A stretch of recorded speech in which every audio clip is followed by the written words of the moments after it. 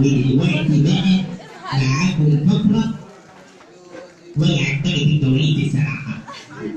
عمال كل شوية يفكر نفسه في النت وعمال يطلع لي أصوات من هنا وأصوات من هنا، افتكرت إن أنا شبح قدامي. يلا بقى سمعوني ستة.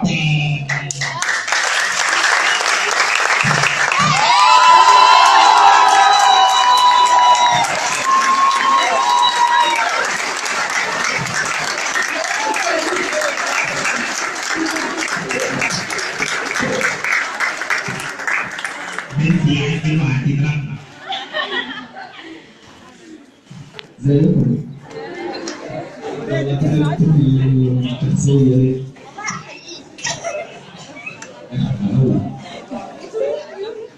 عايزين تسمعوا حاجة طيب ولا امشي؟ بس أنا مش هحضر حاجة، أنا بقول حاجات بقى ينزل.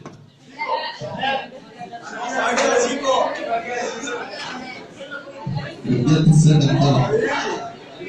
دلوقتي مثلا بنقول الفتش خروجه دخل بقى لا لمبة فايتة مسروق منها المريض.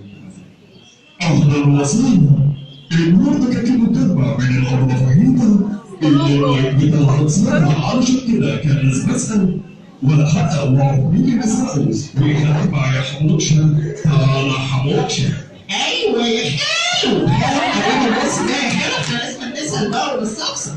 وعليكم حموكشة اللي لازم أسأل ونستفسر علشان كده لما جت الأرض فايتة لقيتها بتقول يا وعدي وأنا قاعدة يا حبيبي في الكواليس قاعدة مش عارفة الميت راح فين، لكن اللي سرقوا هياخدوا يبيعوا ويجيب له بتاع شرعه. فعلا يا الله فايتة عشان كده لما سألت الحاجة طاطا لقيتها بتقول وحبيبي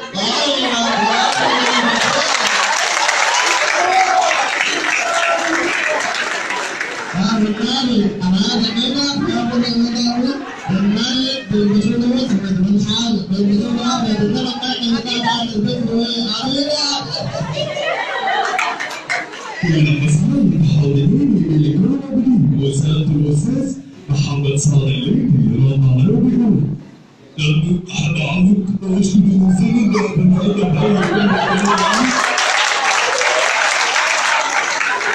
أول بقى أساسا من الساعة 8 ونصف لحد الساعة 9 ونصف ساعة وكمان وكمان. ولما سألت روحها إنه كل شوية عمال بيتنطط ويقول لي صبح صبح يا عم الحاج. جبح يا عم الحاج، جبح يا عم بلدين، ولكن الحلوة ليه يا عم الحاج؟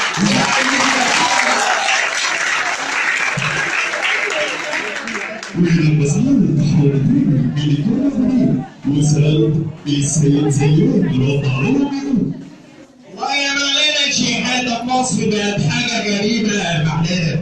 خلاص يطلع من الساعة 7:30 عشان يشحت شيخات.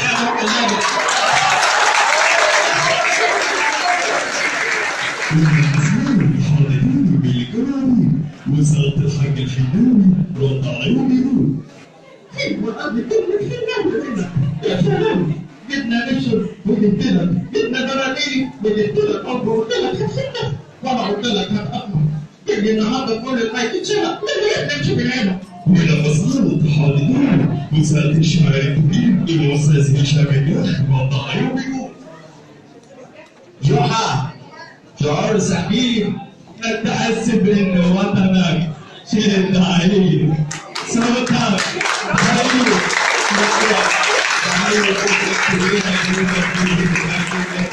كلمة كويس ما تجيبوش حق الرقيب.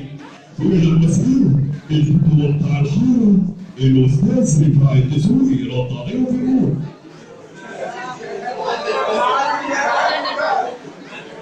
المعلم بتاعك بقول لك ايه؟ يعني انت مسيبني الورشه ومسيبني الضرب اللي بضربه في اعصاب النمر عشان تقول لي الراجل سرق؟ طب وامشي بقى من هنا ولا هجيب لك 100 ميه. ولما سألت حواليني وصلت لأرضية البرعوثي عينات نزلت السكان رد عليه وبيقول معلش يا ربنا عشان مولعش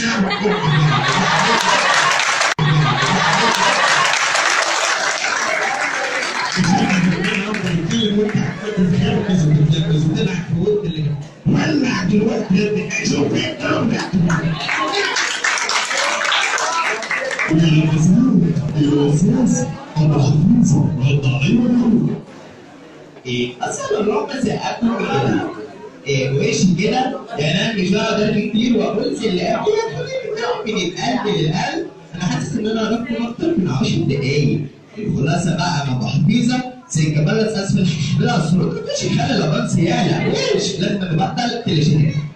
وإلى مسار الأستاذة رفعت إسماعيل ردت عليه ويقول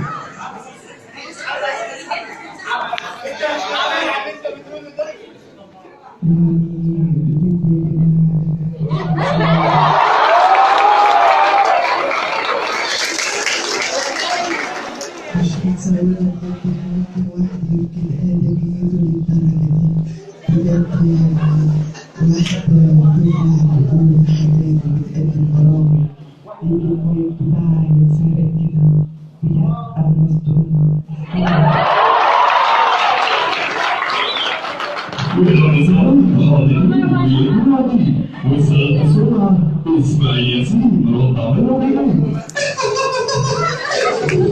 والنبي اخويا انا ما اعرف حاجه.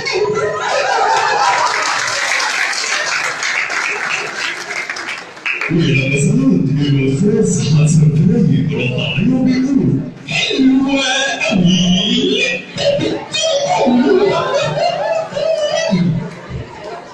مش ممكن يا عم جربوا انا ما استغرقتش حاجه من اللي كانوا موجودين. وإلى مسار الأستاذ يوسف وهبة رد عليه ويقول يا رب انا حاول يا رب انا محزون يا رب انا فرحنا بس اللي سبب المرء ده علي شجاع جامد جدا. وإلى مسار الراجل مش فاكر اسمه الصراحة بس هو بيقول مش النظامية يا عم الحاج مش النظامية النظامية يا حلوة يا اللي العسل نازل من الجيب.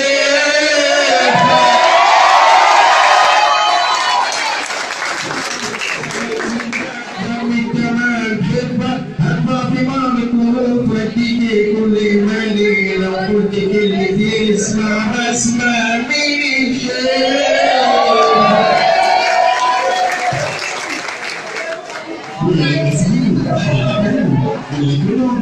وسأل الأستاذ مصطفى شعبان المسلسل والزوجة الرابعة رد عليه وبيقول ايه يا عم فوضو وانا لو كنت سرقت المايك ده مش كان هيبقى حرام؟ نسيت الطبع ما يدورش وكله بدور